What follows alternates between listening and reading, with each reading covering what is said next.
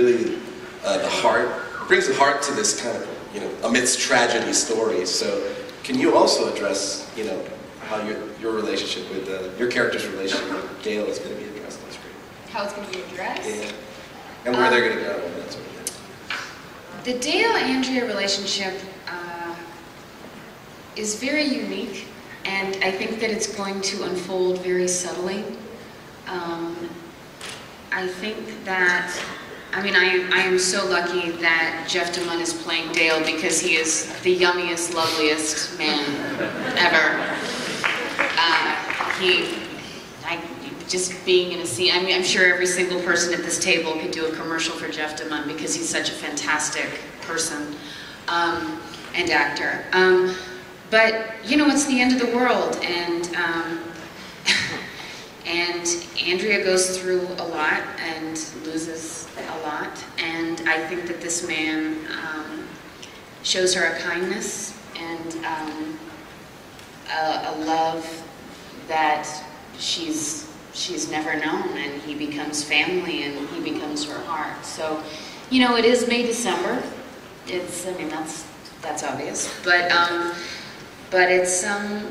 it's really about the heart. It's the real deal. It's real love. I think we're gonna take some audience questions. I know we have a couple of mics, so if you guys want to start lining up, I'll throw a couple more questions out real quick to you guys. Norman, I know you were saying you can't really tell us too much about your character, but you've got something to. You mentioned the crazy brother. You have this thing with doing these parts with crazy brothers. Yeah, that's sort of my deal, isn't it? The deal with Michael Rooker plays my brother, who's such an awesome actor. He's like, if you ever saw Henry Portrait of a Serial Killer, I remember seeing that just, right? Bow down. He's awesome. But it's like my character's basically he's like on the hunt. Like in 17 different ways, you know what I mean? Like he's hunting for this and this and this, and he's a very interesting character that can go a lot of different ways. He's a hardened person, but if the end of the world happens, I think there's something super interesting about like angels who act like devils and devils who act like angels. So everyone's sort of looking at each other through the side of their eyes, like who's gonna stab this person? So the zombies are like the enemy, but not the only enemy. You know what I'm saying? Right. Yeah. All right. And Steven. Yes. You look nothing like Glenn, so I don't know how this casting happened. But how did you take your character gets into the action pretty quick as well? How did you take to the action elements of the series? Tell them about the first day.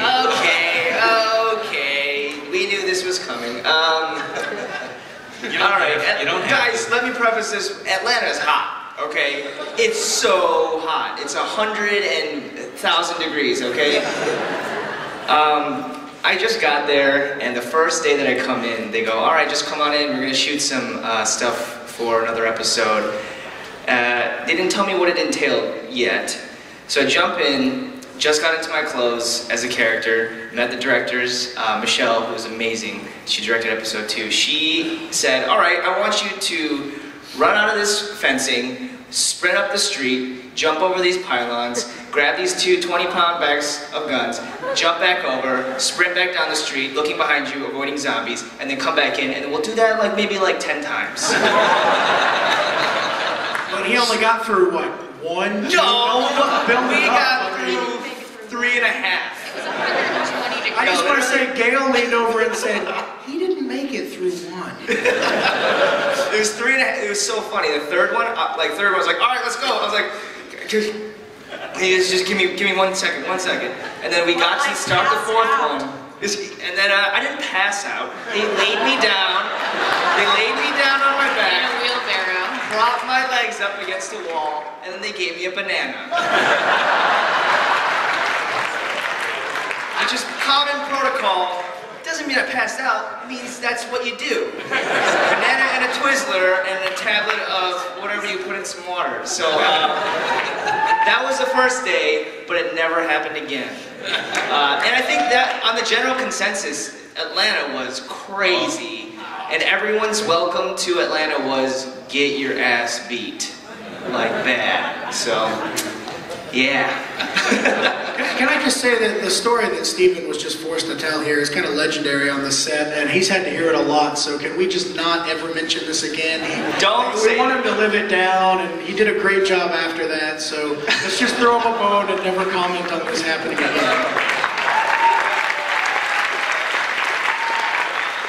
He totally passed out. It was hilarious. I didn't pass out. I'm getting writing from Tom. All right. In fairness, it was so... How hot was it? It's like the old Johnny Carson joke. How hot was it? It was so hot in Burbank today, they were spraying Pam on the sidewalks to keep the old people from sticking. It was so fucking hot in Atlanta. A cool day was 100 degrees. It went up from there, seriously. And the humidity was unbelievable. And there were a few times when I was directing, I haven't told you this, Stephen, I'm telling you this now so you feel better.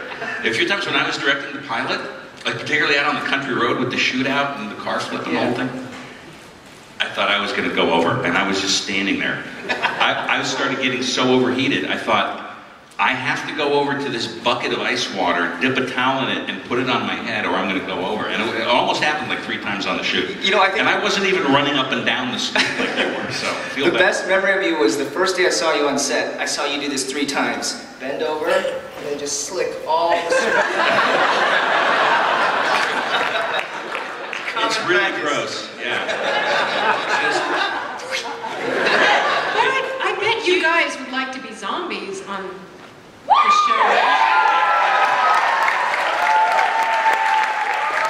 We're filming a scene in a couple minutes, so... All right, well, how about we start taking some audience questions? We can start to my right here. Thank you. My name's Josh. I just want to start off by saying thank God for AMC. Yeah. There's absolutely no network, cable or otherwise, as brave as they are, who say quality first. If it makes money, great, but we're going to start with quality and we're going to go for the there. With The Walking Dead, one thing that I know that you just finished season 1, you're not even thinking about it, but the Walt problem. On Lost, they had a character named Walt. He was a kid, he grew big, and, you know, he was gone. This story is as much Carl's as it is Rick's. And I'm just wondering how you're going to handle this, because he's not going to stay 7 forever, where he's been 7 for, 5 years in the comic book, 7 to 9. We don't feed him.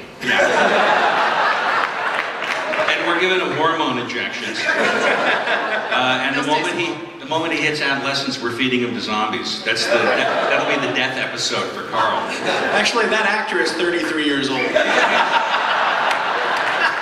But honestly, Chandler Riggs is an amazing actor. He's an amazing of any actor. age. Yeah, he really is. Well, hoping time doesn't catch up with us, I guess. At the end of the day, you do ask yourself those questions when you're casting, and you think, well, it's a child, there's that thing that happens, and you go, I don't know, well, we got to have Carl in the show. You pick the best actor for the part, and hopefully it won't bite us in the ass. We're like, cut to 2 years later. From one season to the next, like do a 2-year leap or something. I don't know. We haven't thought about it. We'll cross that scary bridge when we get to it. So far, I hope time does catch up to you. Thank you very much. Thank you. Right over here on the left. Hey guys, super stoked for the show, but I just have a general question for the actors. What's the funnest and what's the most challenging aspect of taking on a show like this that's never been done before? It's very broad, I know. I mean, fun-wise, I'd say the people that we got to work with. I've never had an experience like this. I've never seen so many people pour so much of themselves into this. I mean, the people I'm up here with right now and the, dozen actors in the ensemble who couldn't make it are some of the most courageous, egoless, fun, talented. It was awful. No, it was really. I mean, it's kind of amazing. I had been nominated before and lost, and I had to act like it was no big deal, but it was. And you know, winning it, you know, I mean, it's a shame that Will Eisner isn't still with us, but you know, it's a special piece of comic book history, and it's an extremely flattering thing to be, you know, awarded anything. So, you know, an Eisner Award is pretty cool, and I have to say that statue is kind of awesome. I'm sure you guys have seen pictures, but the thing's like made out of marble and solid steel, and it weighs like 400 pounds. It's actually really kind of cool. So it was a very thrilling experience for me. I'd be happy to do it again. So.